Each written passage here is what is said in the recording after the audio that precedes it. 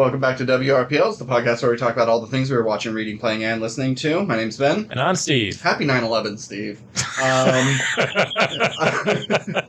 Way to start the episode. Wow. Hit me with the... Did you celebrate in any way? Set off some fireworks? Have a potluck or anything like that? I did move some stocks. Yeah. So that's what they do at the World Trade, right? I'm assuming it's trading. Yeah. You know what? Speaking of trades, I didn't do any of this, but I told a couple episodes back, I was like, I'm starting my first fantasy football league. Oh, yeah. And today, football started, or I guess technically Thursday it started. Yeah. But due to whatever, long story short, I won my first, or I have a 92% chance as of now of winning my first game. So yeah, I'm doing very well from the start. I don't know a thing about football other than I enjoy occasionally watching it, but can't really tell you much about the sport or players or stats, anything like that. Yeah, just not my wheelhouse. But apparently I'm pretty good at picking players. Yeah, I realize I don't give a shit about sports, but I do like a good highlight reel. I've watched plenty of TikToks that are like, top 10 craziest plays in football history. And like, yeah, I'll watch that. I like a crazy play. Yeah. I like a last-minute basketball half-court shot. That stuff's great. I'm not sitting through 3 hours of a game in hopes to catch one of those things live, but... Yeah, fair enough. So let's roll. Me first. Oh, God. Oh, That's not it. That's not it! 12. Okay. All right. 20! What the fuck, Steve? What the fuck? 19, 20? Okay. Didn't I have a 20 a couple weeks? And then so to 20 today, 19 last week, 19 the week before, 11 the week before, 10 the week before, 2 the week before, 19 the week before. Oh. So I'm on a pretty good you're at extremes, though. That's nuts. That's how I roll, man. I'm all about the extremes. So we don't have a lot. We're going to try to knock this out real quick. We have a This Meets That to record. Catch that next week. I was thinking, if you want more time to do your own thing, we could do these every other week. It's just on the weeks we do it, we do an episode and a This Meets That, and then that would be just the in-between weeks. Give you a little more time to play your games, watch your shit. I mean, we could always... we should probably always have one in the bank anyway, and, we could still go... we don't necessarily have to take 2 weeks off. That'd be nice, but... we could still record every week or whatever, but if I decide, hey, I don't want to do it this week, or I have literally nothing, then we can skip a week and then just do This Meets That or whatever. Sure. So, we'll figure it out. Okay. But So you gotta get closer to your mic. I'm ready. So I want to start with some food things real quick. I like food. Sonic has these buffalo chicken dip bites. They're little, fried dumplings with buffalo chicken meat on the inside. I love me some buffalo chicken. They're really fucking good. I recommend getting a side of ranch. I think they were a little dry, but really good. I only got a 3-pack and I wanted the 7-pack. But then Taco Bell has a new thing, and I know you're a Taco Bell boy. I have a t-shirt that says Taco Bell boy. And a tattoo. Different reason, though. They have new cinnamon twists, but they're strawberry twists. Okay, I think their cinnamon twists might be the worst thing on their menu. Yes. This might be a controversial opinion, but I think they're kind of gross. Oh, I don't think they're gross. I just feel like, it's eating nothing. It's like eating a cheese puff. You take one bite and then it dissolves. I love cheese puffs, though. I like cheese puffs, too, but they're just unsatisfying. I'd rather have their caramel apple empanada that they used to have. And in some places, they have Baja Blast gelato. It's actually one place in California, so hopefully that... I did see a TikTok or whatever what the fuck it was about it. But so they switched it up and did strawberry twists. And it's not bad. It's just kind of mild. The cinnamon is pretty strong, whereas it's not a strawberry dust or anything. It's the actual twist tastes like strawberry. And it's not bold enough. But if you're looking to try something different at Taco Bell... Oh, and they got the rolled chicken tacos back. I don't know if you like the taquitos that they do, but... I don't typically mess with their taquitos. Oh, they're good. Don't get me wrong, if someone said, here's a taquito, I'd eat it, but I'm not necessarily going there to get taquitos.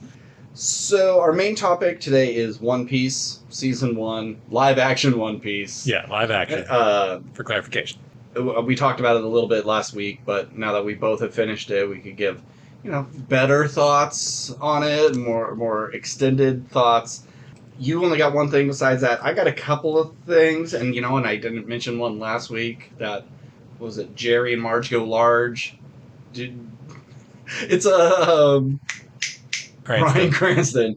It's Bryan Cranston, like he's retired and he figures out the math on how to win the lottery. Oh yes, this okay, yeah. It's cute. There's not huge stakes. There's kind of, it feels like a forced villain in this college kid who also figures it out that he has a little rivalry with. It's just a nice, good movie. Something to watch with your parents. Yeah. That you're not gonna. I feel like this is just a parents' movie. This is for people over 50. Yeah, but it's enjoyable if you like Bryan Cranston, you like Rainn Wilson, Annette Bening. And Annette Bening. Yeah, she's a little weird in it though. She's like kind of a manic, crazy person. It's kind of a little weird and everything. Yeah, but this, I don't know. She was just bizarre in it. But yeah, it's cute. It's fun. It's a nice movie. But that's not what I was going to talk about. Oh, fair. I want to talk about. Are you going to watch After Party Season 2? Maybe. I just don't know when. Okay. Because I enjoyed the first season, but I didn't love it. I liked the what's the word I'm looking for? The parody? The premise of it more than the actual execution of it, I think. Okay. Well, okay, I'll talk about it then. After Party Season 2 on Apple Plus, it's great. I love this season. Better than Season 1? I'd say yes. Okay. I think I had more fun with this one. But I think maybe how they present the case is better in the first one, where there's a bit more evidence to poke through. Okay. Where in this one, there's only really one episode where you can go, got it. I know exactly what happened. You would just be guessing on any other episode. I'm not going to say if it's early or late in the season. But I guess this one too, just like the first one, knew it. I had an idea of who it was, changed my mind, then had a different idea, and it didn't. It was like a seedling of an idea who did it, but until a specific episode happened, I was like, okay, now I know exactly why it happened, and I was fucking right. I killed it. All right, so this season, from what it's Sam Richardson's character goes to a wedding. Yes, and it's then Zoe. He's dating Zoe now. Right. And it's her sister's wedding. And the sister's husband dies? Yes, he's a big rich tech billionaire. He's doing some crypto thing. It's Gabe from The Office. He's also in Silicon Valley. I can never remember this dude's name in real life. Tall guy with dark hair. You know who I'm talking about. But he's Zach Woods. Zach Woods, yeah. Yes. Okay. There's also the blonde white woman from Pen 15. She's in it. She's the sister of the deceased. Chang's in it. Ken Jeong. Ken Jeong's in it. You're so bad with names. I can't do it anymore. My brain is fried. Names don't mean anything. Just your roles. And then John Cho. Yeah. Is also in it. I think that's... Oh, also Paul Walter Hauser. Yep. And he is so funny. Yes, he's playing fat idiot goof, but he's doing it so well. I mean, he's mastered the craft of fat idiot goof. And he's playing this kind of incel dude who he's the bride's ex, and he's just been hung up on her ever since. Can I ask why he was invited to the wedding? Yes. She sent out invitations to all her exes as, like, a courtesy, and she says, like, why the fuck did you show up? No one expected you. And then, of course, he's only there invited to the wedding. He wasn't invited to any sort of after party on the house, but he snuck in and, like, spent the night, like, in the basement or something. And so he kind of forced his way into the whole situation. It's a really good season when it comes to their own individual stories. The movies that they show are definitely bigger than before, where, sure, this one may be animated, this one may be a musical, but it's more vague on Mhm. what it's parodying, where this has like a period piece that feels like Sense and Sensibility, and they really have all the outfits and speak of the manner, the way they spoke at the time.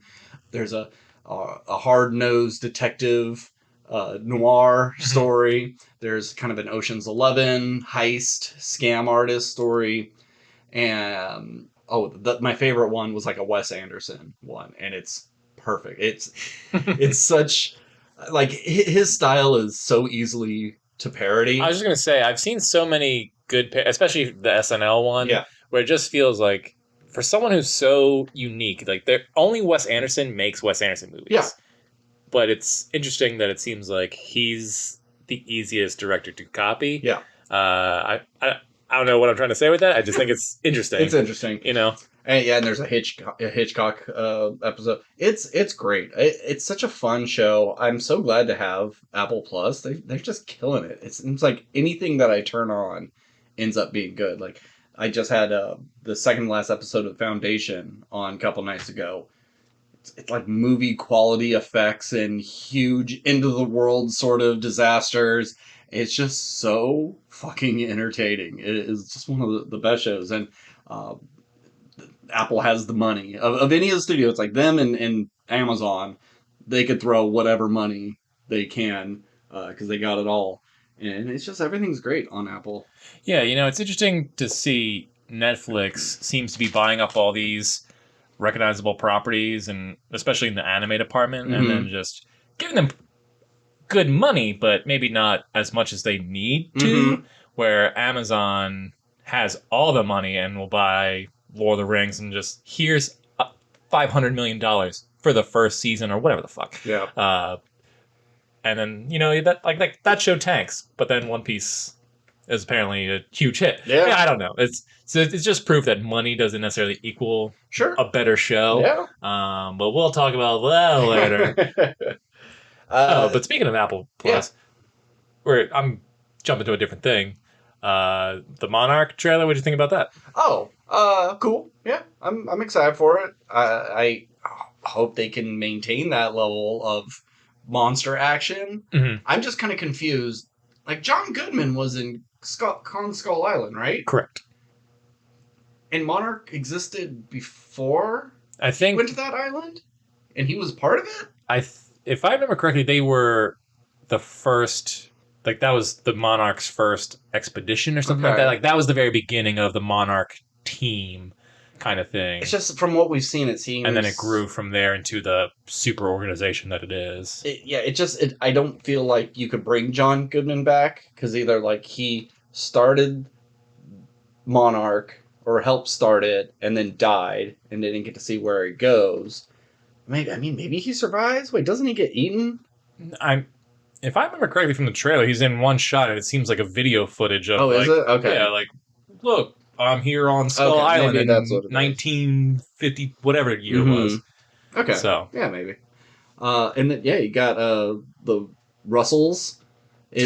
Are they playing father and son or no, I same think guy? Same Nice. guy, just Love younger. I like that stuff too. Yeah. And it's like, what is the show going to be about though? Is it just, hey, remember all these scenes from these Godzilla movies, and these are the people what they were doing during that time, or are they newer attacks or older attacks or different attacks? I mean, I like Godzilla. Mm-hmm. I think it's cool. And I've enjoyed what they've done with Kong Skull Island and the 2014 Godzilla and even the Kong versus Godzilla stuff. I mean, they're not necessarily great, and they definitely have their issues, but I like seeing giant kaiju monsters do stuff. Mm-hmm. That being said, I think they make really great trailers, and then the thing comes out, and it's just mediocre. Yes. So I don't really have a ton of faith in this show. Good point. But just from a trailer standpoint, there's some pretty good shots in it. I'll give them that. They never look bad visually. Mm-hmm. But just story-wise, you're kind of like, what the fuck is this about? So we'll see. Yeah. So you played a video game, or you beat the video game I beat the video game. You wanted to talk about last week, but couldn't. Yeah, so I finally finished Dead Space. This is my first PlayStation 5 game. I didn't play the original, never played the sequels, and I really enjoyed this game. I think visually, graphic-wise, it looks great. Definitely when I first started playing, I tried to immerse myself as much as possible. I had headphones on, mainly because, I wanted to be quiet for the baby Yeah. or whatever. But I had all the lights off, and I want to play this game, be immersed and scared. And for the first 2 or 3, because there's 12 chapters, for the first 2 or 3 chapters, I was like, dang, this thing, like, I like the atmosphere. I thought it was creepy. Monsters come out at any time. The monsters that I did see, I was like, oh, these are very scary looking creatures. It's easy to run out of ammo because, early in the game, you only have like 1 or 2 weapons and all that good stuff. But then once I got used to the action of it all, it kind of lost a lot of its luster in terms of horror. And even when they introduced new creatures, they just kind of looked like the same monster over and over again, just a different variation. Oh, this is the one that is super hard to kill. This is the one that kind of wears armor. This is the one that can regenerate or whatever. It definitely wasn't as scary after a while, which kind of disappointed me. But I mean, once you've seen the horrors for 14 hours of a game, it's kind of like, well, how else am I supposed to be scared by this? But tons of fun. Loved the different weapons, and I used all of them back and forth. You were right. The force gun is awesome. All right.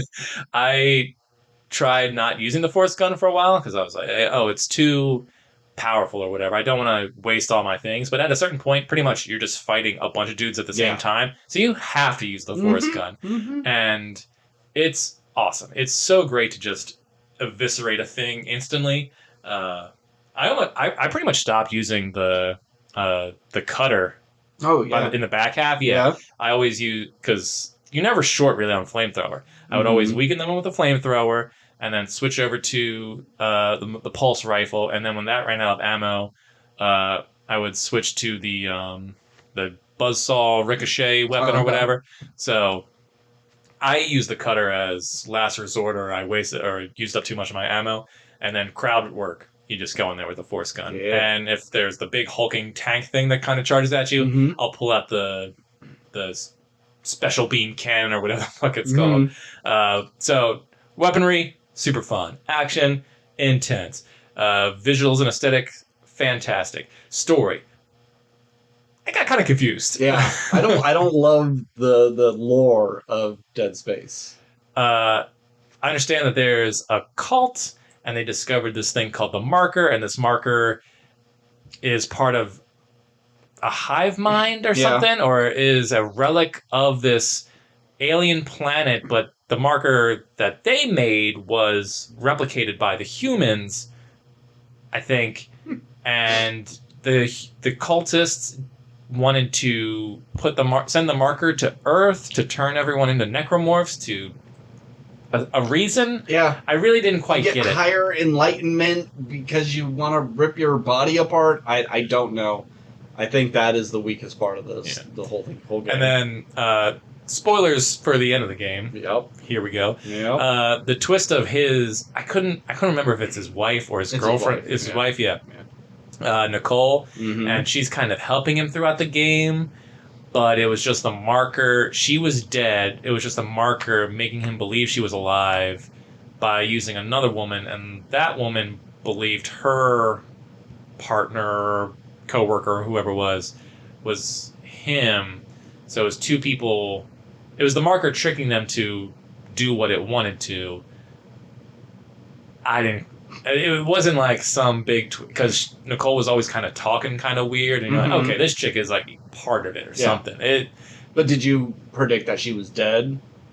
I thought she might have been dead, and this was all in her mind, because I don't think they ever touched each other or like hugged or embraced or anything. It was always just like you're in the room, or So I just thought it was in his mind, and that's technically true. But it wasn't an actual physical person who was there for the most part.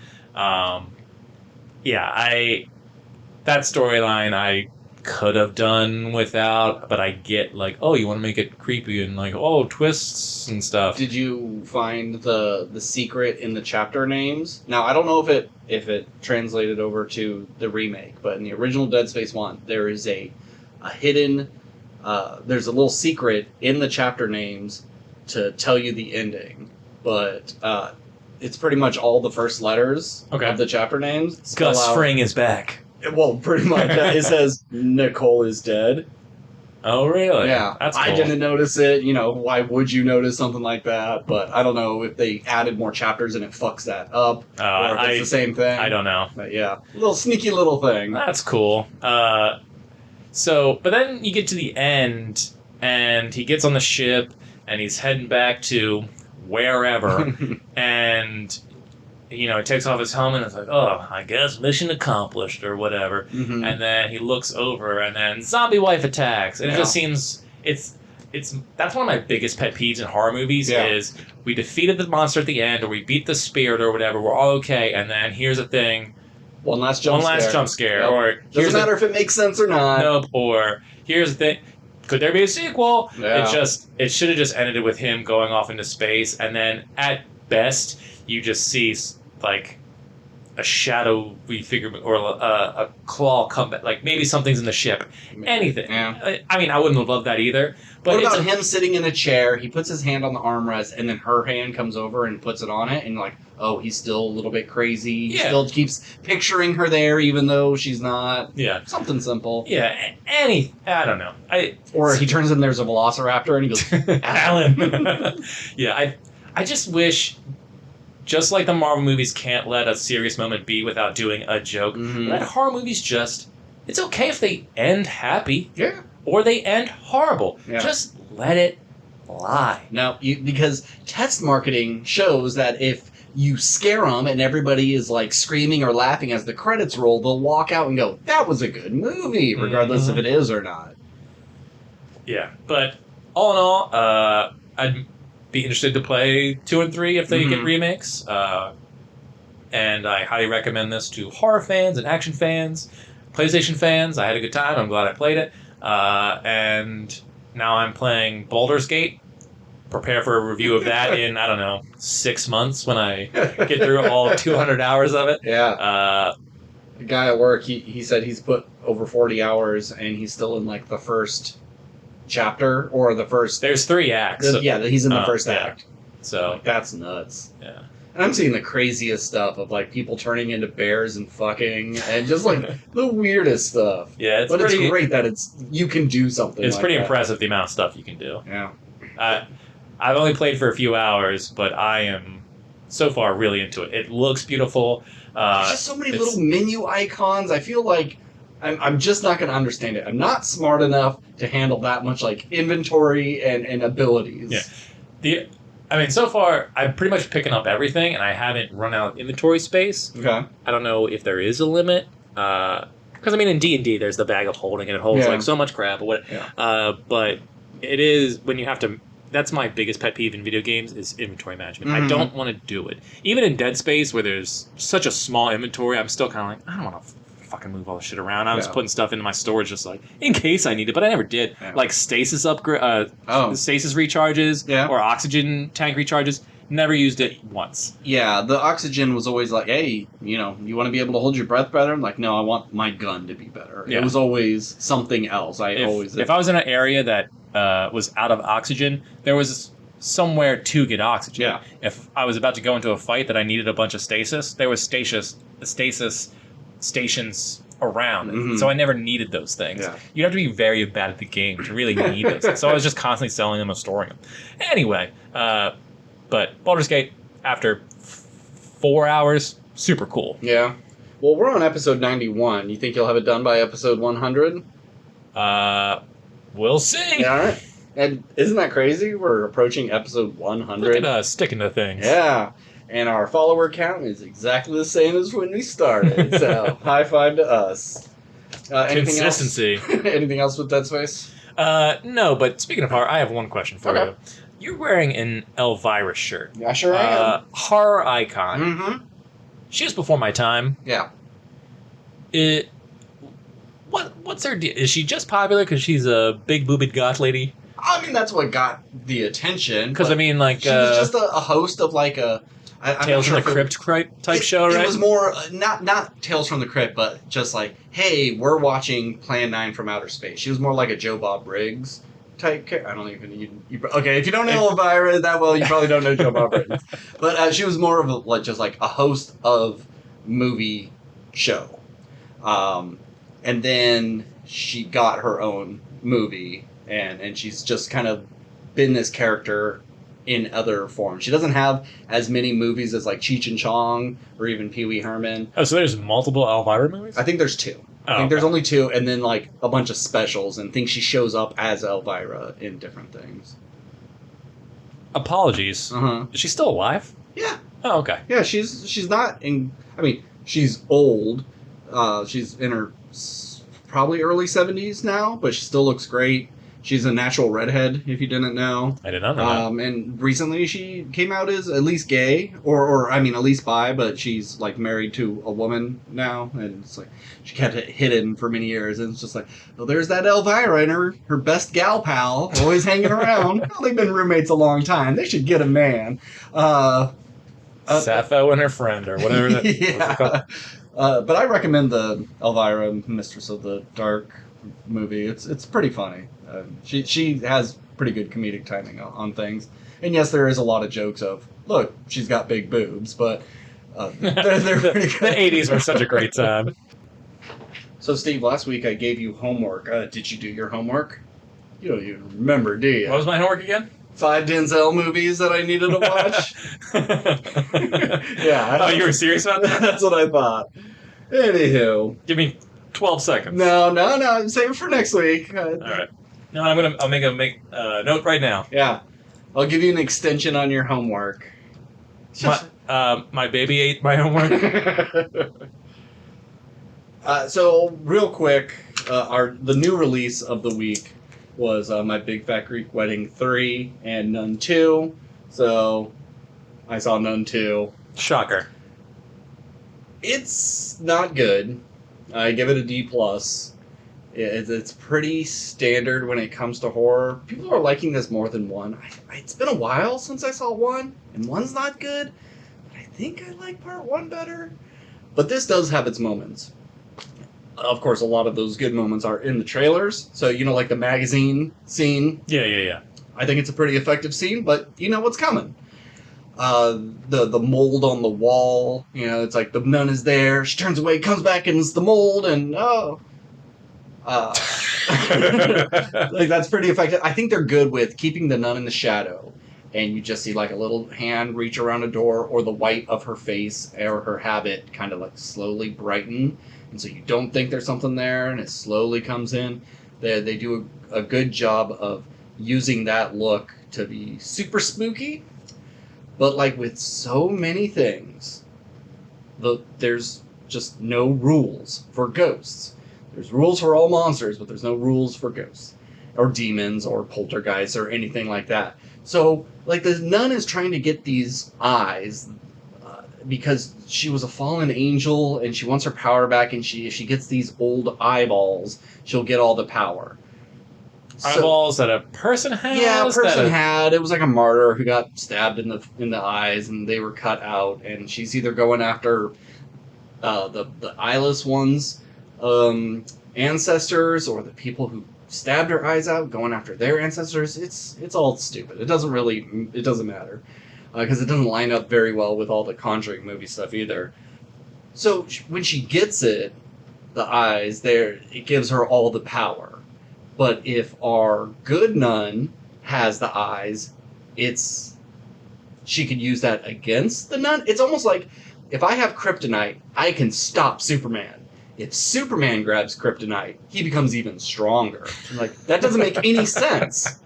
And so the nun is like lifting like priests in the air and setting them on fire, just like nothing. But then she's having trouble with someone jumping on her back and trying to strangle her.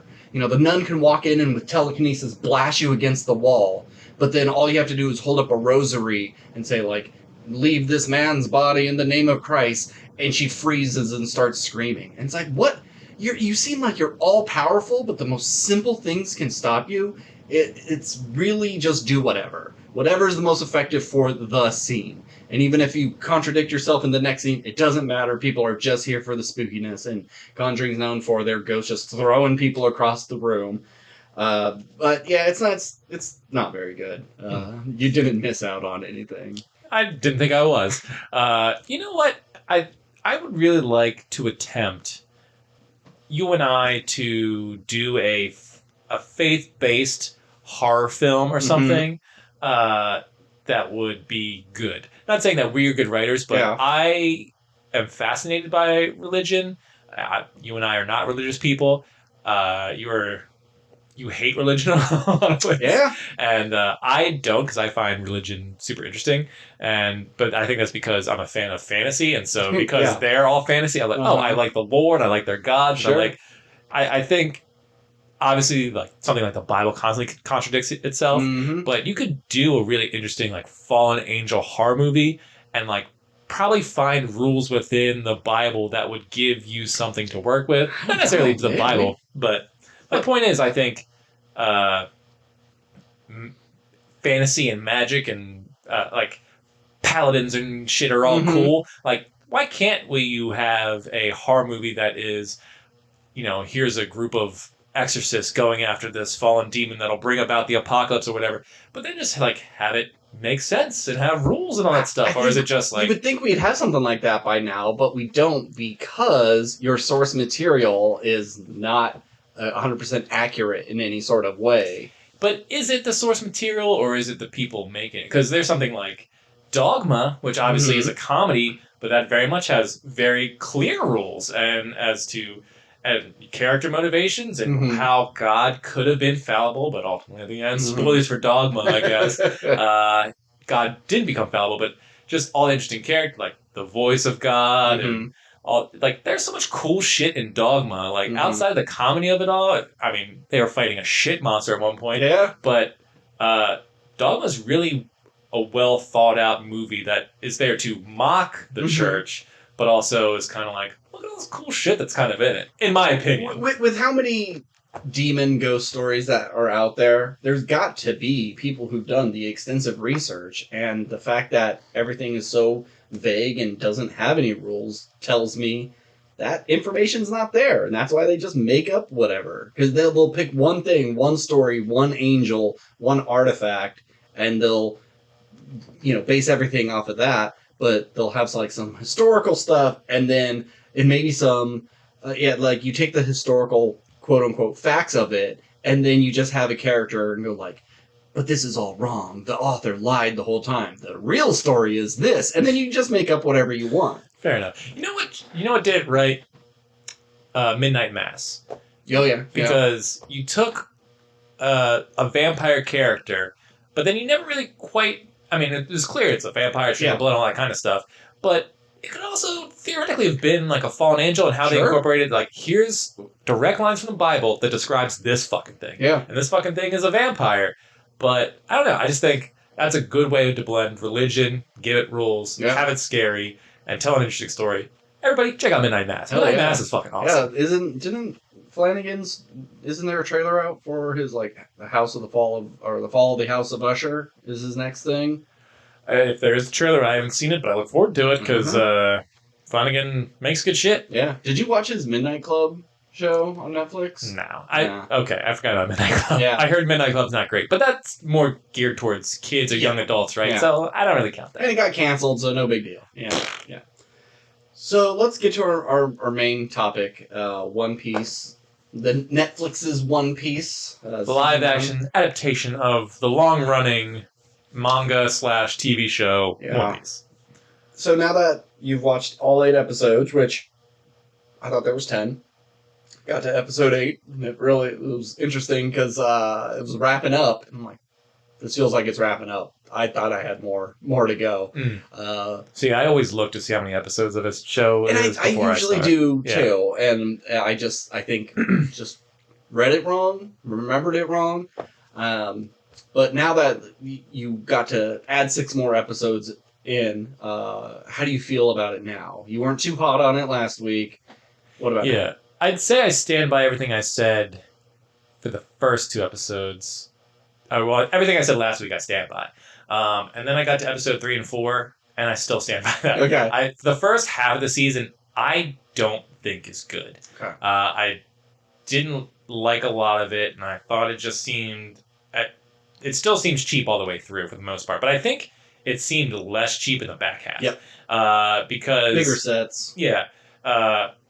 And I understand maybe the first 2 episodes, it's all kind of set up. We're introducing our crew. We're seeing kind of the flow and tone of the show, and I just wasn't buying into it. Episode 3 and 4, you have the introduction of Usopp, and you have this pirate who is a butler who's secretly poisoning this heiress to this fortune to take her money or whatever.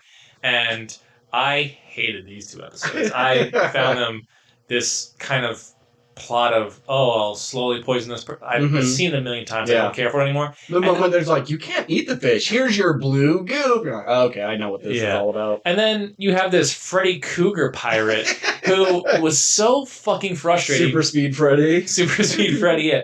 Because he has probably the best power you could have and a bunch of blades, and he never fucking stabs anybody. Yeah. Like, he's doing that thing of just, I'm going to push you really hard up against the wall and knock you out. Like, I guess I'll just leave you there. Or, oh, hey, the guy who's really good with swords, let's not kill him when we can. Just throw him in the well. Which he climbs out of. Yep. Which is, it's just, it was all just so CW, supernatural, Riverdale, Smallville. It just felt like that show for the first 4 episodes. And I think that's why, if I was in middle school, I would think this show was the shit. But as an adult, these first 4 episodes are a slog to me. Okay. And then we get to episode 5, the introduction of Sanji.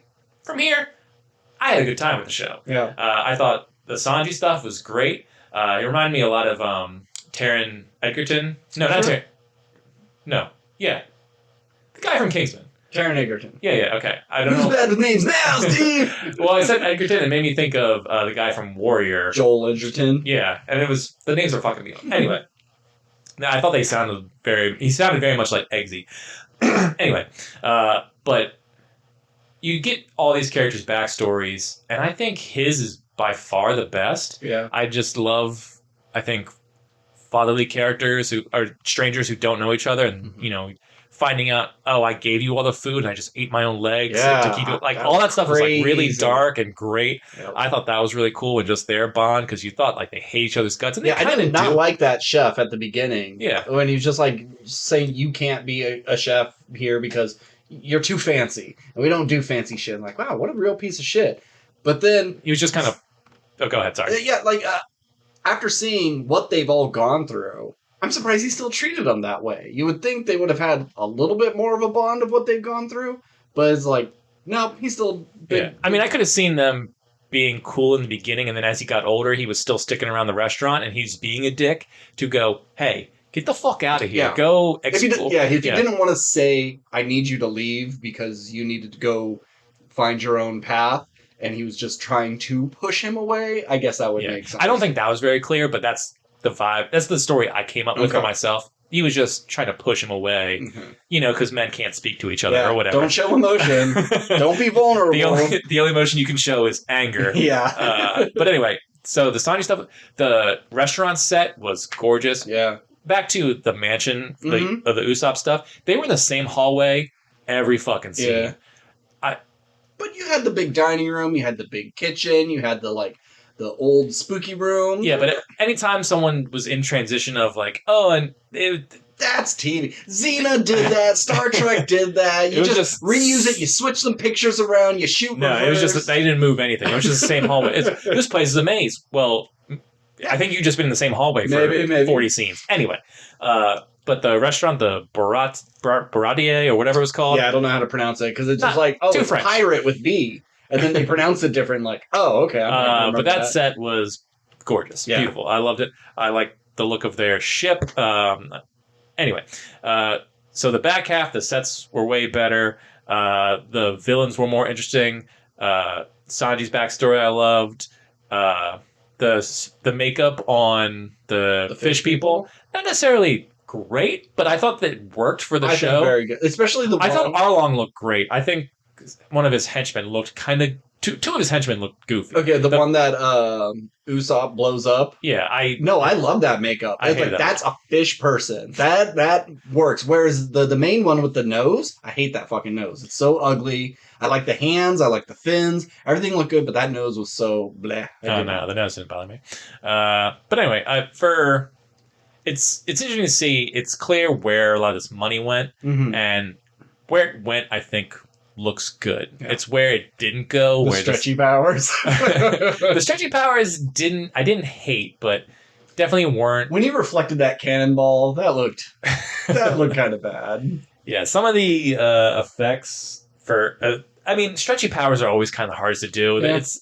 I don't think there's a good way to do it because it is so cartoony and silly.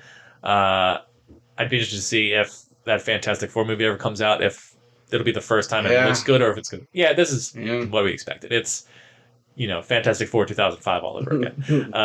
But I think pluses, I think the cast has charisma. Yeah. I think they're all doing what they're supposed to. I think Nami's probably the best actress, but I also think they gave her the most to do. Sure. Luffy is just going to be Luffy. His turn from happy-go-lucky person to rage didn't really... It was fine. It just... I bought it. You're optimistic the whole time. You think everyone's your friend and everything's going to go your way. And then, you get betrayed and you keep getting knocked down. I don't know. I believe his transition from just like complete happy-go-lucky to someone with a little more depth. I think it worked. More, like I liked him way more than say like my least favorite character on the crew is Usopp. That guy drove me nuts. He doesn't do anything. He's a chicken shit. He kills one guy. Like he's the sharpshooter. He should have been doing some amazing things. He doesn't do crap, and then he's just lying the whole time. He's just a storyteller, so everything's a big far-fetched thing, and it doesn't endear me to him. Like, no, I saw you. You did nothing. Everybody else kicked those fish people's asses. You got one, and then you're going to be the one that tells the tale that you were the hero. It's one thing if he was really good at making his crew look amazing, but he was always, I did this, and I did that, and it really made me not like him. He's my least favorite. And hopefully he dies next season. Hopefully he just does more than run away. Yeah, from what I understand, he's kind of that character for a while. I don't know how much he changes out of the show because I don't watch One Piece. Yeah. But that's just kind of Usopp's thing. He's the big coward who takes credit for things he doesn't even take credit and lies his way through life. But I'm sure in anime style, that kind of character has great moments that show up every 50 episodes. And they're like, wow, this character arc. Well, he's been the same character for 50 episodes. But anyway. Do you have a favorite? Favorite character? Probably Nami, because Luffy's fine. Yeah. Usopp, like you said, annoying, but that's supposed to be his character. Mm-hmm. Zoro, he's cool. Yeah. But can I ask, how did his friend die? I'm glad you brought this up because I want to talk about this. His backstory is my least favorite. Yeah, it's so vague. It's so vague. It's so I was part of a karate class, or is this an assassin training school? Yeah, or is this just the town? Is this the town? What is the backstory of this school? Like, does he have parents? Did they put him in this? Is he an orphan? Mm-hmm. Who's this chick? Why are they are friends solely because she's the best in class? Like, there has to be better swordsmen than her. She's just the best swordsman there. Yeah. And okay, I like the idea of you two training, but you did nothing to make me really like her other than, she's nice about being like, I'm better than you, let me be your friend so we can both be better together. That's a very nice sentiment, but like their relationship I didn't care about. I don't even remember her name. No. And then it's just like, hey buddy, there's an accident, she's gone. What the fuck happened? Yeah. It's clearly like, we'll find that out when she shows up in the future. You thought I was dead, but or like, I would much rather, I would much rather her essence or soul or something be in that fucking sword. Yeah, and have him talk to her, than just this vague, she's dead and now you have to fulfill it on your own. Yeah, I needed, a whole episode of them just kind of bonding, because there was one scene of just we fight, and then one scene where we kind of hang out, and then one scene, and the next scene, I'm fucking dead. Yeah. And his is the worst backstory out of all of them. Absolutely. So, I think Nami's my favorite character. Yeah. She's got the most depth. She's got the most tragic of the backstories. She's got a real rough life. I don't know. I think he's only in half the season, but Sanji, I think, is the best. Oh, yeah. Well, I forgot about Sanji. Yeah, Sanji. I thought I was going to dislike Sanji because... His face? Because he looks like the asshole who runs the frat who's trying to shut down the nerd frat. If he had a different haircut, I think it'd be all right. I don't have a problem with his face. He looks like Marlon Wayans in White Chicks at times. He looks like he's race swapped under a bunch of prosthetics. He just has, and he has this smirk and this smile, and the way that he's hitting on everyone. I love that he hits on everyone, and nobody's reciprocating it. Like, he's this beautiful, handsome, talented, athletic dude, and every time he's just like, hey baby, what's going on? Like, no thank you. I know I'm just a poor tangerine farmer, but get the fuck out of my face. Yeah, not only is he a super hot dude, he's a super hot dude who cooks great food, and everyone's just like, nah, I'm good. Yeah. And kicks. Cooks and kicks, that's his job. Yeah.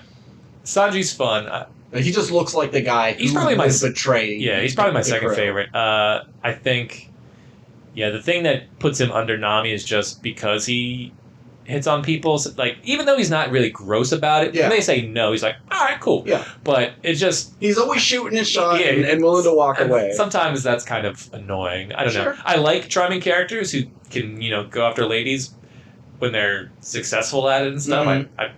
Sometimes I think that can be enjoyable, but then when it's just, you're constantly doing it and you're constantly failing, it just seems like, all right, well, maybe you just should stop trying then. I mean, but at least he's not like, okay, I gotta keep going at it because I'll win him over one of these days. It's like, shoot my shot, it didn't work, cool, that's fine. We don't need to date, but I gotta give it a try. Like, we don't see him constantly hitting on Nami. Oh yeah, no, I respect the hustle. I just think for a character who's, if that's your thing, is constantly hitting on women, it's more endearing when it's like an uggo guy. Not necessarily not, but it's like, okay. Hey, I've been trying to, hey, can I get your number kind of thing? And they're like, no, thank you. And he's like, oh, okay, cool. Like, you're rooting for him because, but it's like, here's this guy who's hot and badass and cooks and everything, who's always hitting on women, and you're just like, fuck this dude, just stop. Well, we don't see him successfully pick up anybody, so he's practically in a no. I don't know. But anyway, I'd say he's number 2. But all these characters could switch depending on seasons and arcs and stuff. So all in all, I would watch season 2 just because I think the cast kind of won me over. But I don't think the show's dialogue or effects or story is all that fantastic. I think it's just good enough to be entertaining to where I go, okay, I'd watch another season of this. Because at least it's different. It's not Marvel. It's not Star Wars.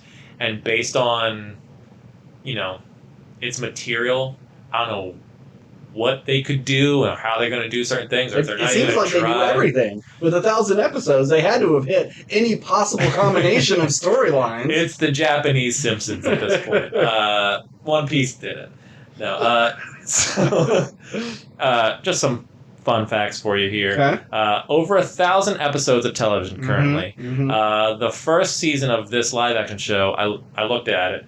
It covers the first 45 episodes. Oh, okay, that's not so bad. Yeah, so given that, obviously, first season you're going to do a lot of backstory. You're going to take some time. So the first season can be slower. It can take a smaller amount of episodes, and maybe next season will be 10 or 12. But even if it covers 100 episodes a season, we're talking 11 seasons of the show as of now, and it's still going.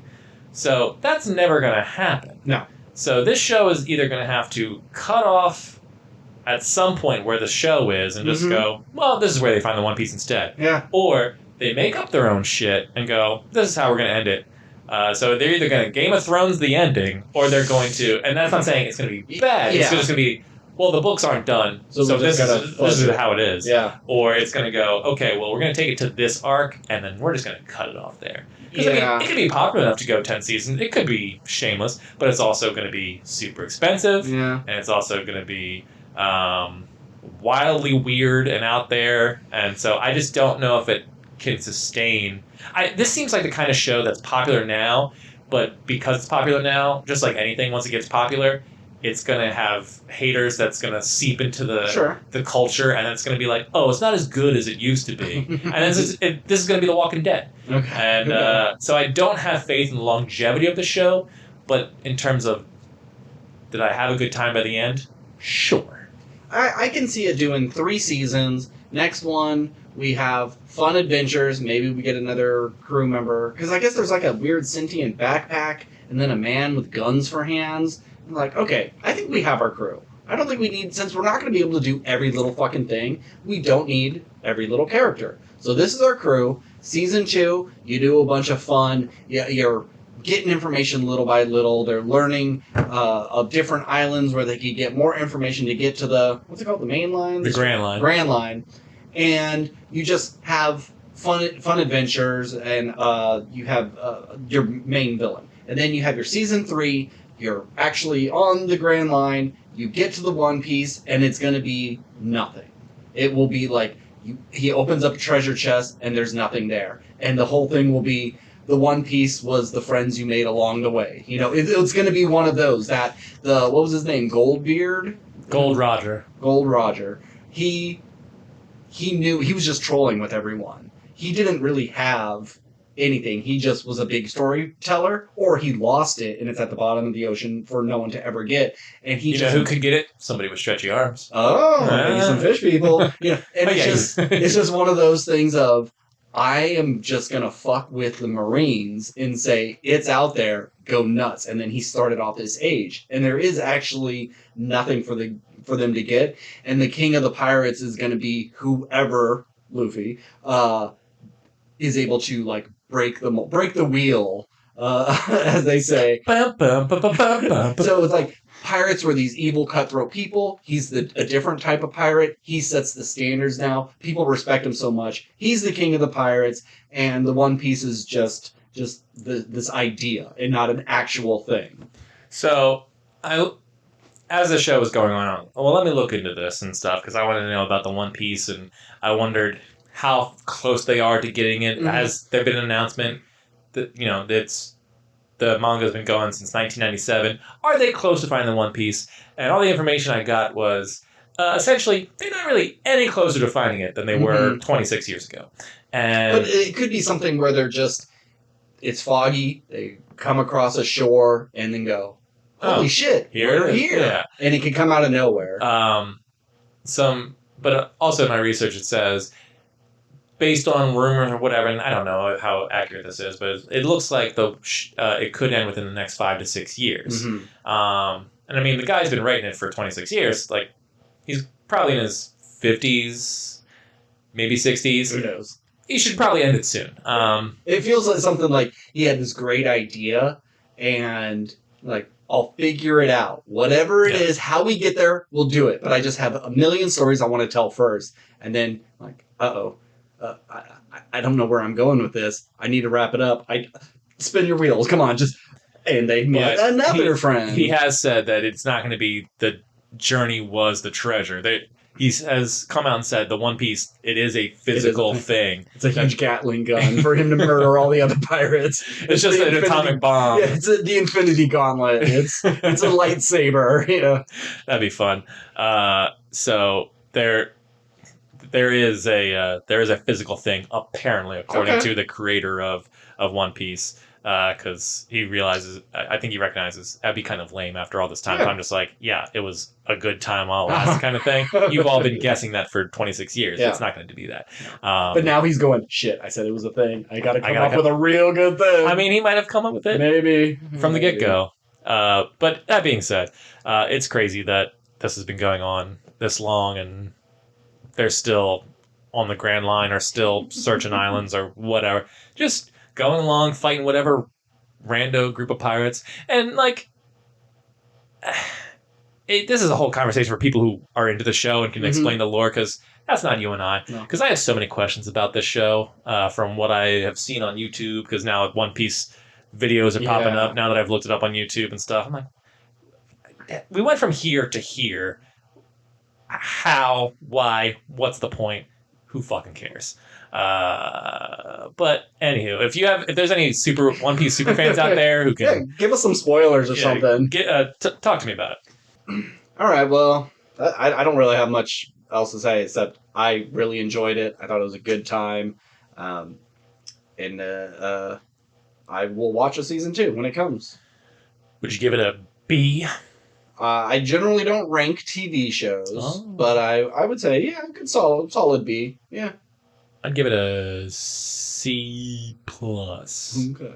Not a high C+, but the lowest C+ I could possibly get. Either a low C+ to mid C+, you know. All right, well, what's next week? You have one job, Steve. I always forget my jobs, but we can always cut those and be like, well, next week. No, you gotta make everybody know you suck. Yep, fair enough. I know it's Haunting in Venice. Ugh. What? You're not excited for that? I think it'll be fun. Murder mysteries are always fun, especially now. I like murder mysteries, but I watched the Death on the Nile, and I did not care for what I saw. But that's just a guy on a boat dies. This is, did a ghost kill someone? And obviously it's not a ghost, but how to figure that out. I think that's going to be a lot of fun. And we get to see Tina Fey try to be like a real actress. Yeah, I'm surprised this franchise has gone on as long as it has. I'm happy for it. I want to keep. Let's get more Hercule Poirot. It's just like Kenneth Branagh's not a pull, and it seems like he's the only one making these things. Yeah. And interesting cast he puts together. I respect the attempt, but it just seems like none of these movies are really crushing it, but somehow it keeps getting made. My internet is they're not sucking right now. Super expensive, and they make enough, like a lot of horror movies. Yeah, but it's like this movie versus Glass Onion. It's like, oh shit, Yeah. I think it's not Expendables 4. That's the week after. It is Fandango. Ooh, we got your ticket. Yeah, movie ticket. Fandango. You remember those commercials with the bags? Yeah, I miss the bags. They sometimes got a little racist at times. Playing into some stereotypes.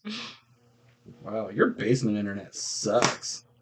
Yeah, isn't the Taylor Swift thing? Oh, the Eras concert tour. See the trailer for Thanksgiving? Partially. Hell yeah. After all this time. Finally did it. And got the trampoline scene in there. I'm very excited for that. Thanksgiving. Yeah, the week after is It Lives Inside and Expendables. And then the creator, Paw Patrol, Saw.